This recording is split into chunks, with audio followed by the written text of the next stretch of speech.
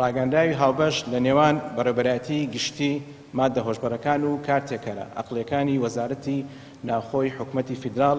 و هەروەها بەڕێوەبەرایەتی نەهێشتنی مادە هۆشبەرەکانی دەستگای ئاسایشی هەرێمی کوردستان.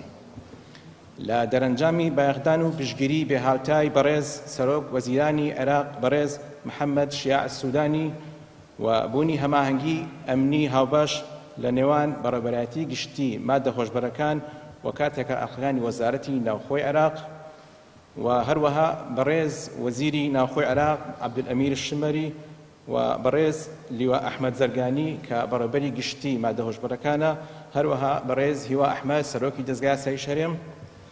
و لەسەر بنەمای کۆکردنەوەی زانیاری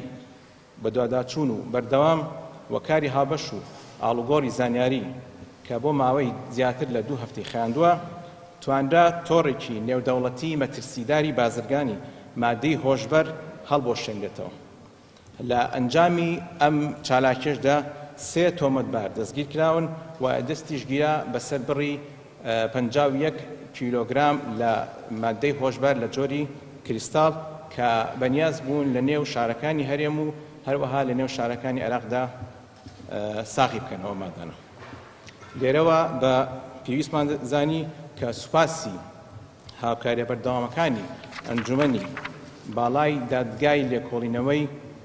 نێوان پارێزگاکانی کەرکووک و هەروەها پارێزگای سلێمانی بکەین لەسەر بڕیارەکانیان و سەرجەم ئەو کەس و لایەنانەی کە لەم پرۆسەیەدا بەشدار بوون